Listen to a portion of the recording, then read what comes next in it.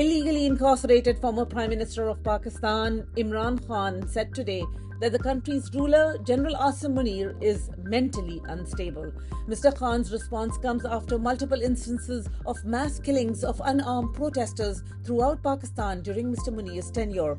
In a message from his tiny death cell in the maximum security Adiala jail, which is under the control of a Pakistani army colonel, Mr. Khan stated, quote, "At present, there is no rule of the constitution or the law in the country. It is the rule of Asim law.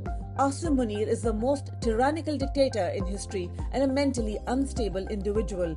The level of oppression during his tenure is unprecedented. His regime has shown no regard for women, nor did it spare compassion for children and the elderly.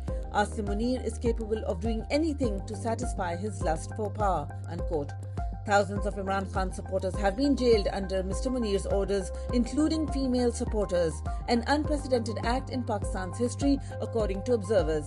There have been 4 major incidents of mass killings of civilians, the first on May 9, 2023, the second on November 26, 2024, the third in Azad Kashmir, and the fourth in Muridke. Independent journalists, including those from the BBC and the drop site News, have revealed details of the brutality carried out under General Asim Munir's command.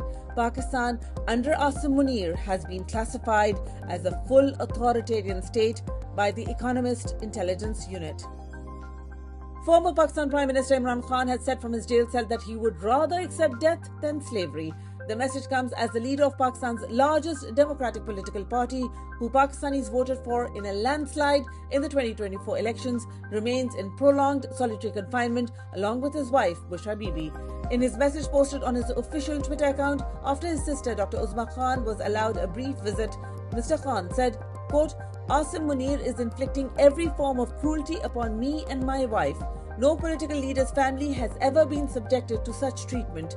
I wish to make it absolutely clear once again, no matter what they do, I will neither bow down nor submit to them. We prefer death over accepting slavery," unquote.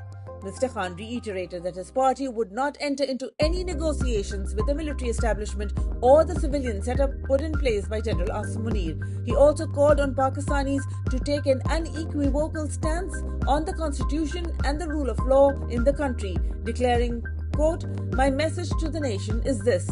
Nations that embrace the clear and fearless principle of freedom or death cannot be stopped from achieving true independence and progress.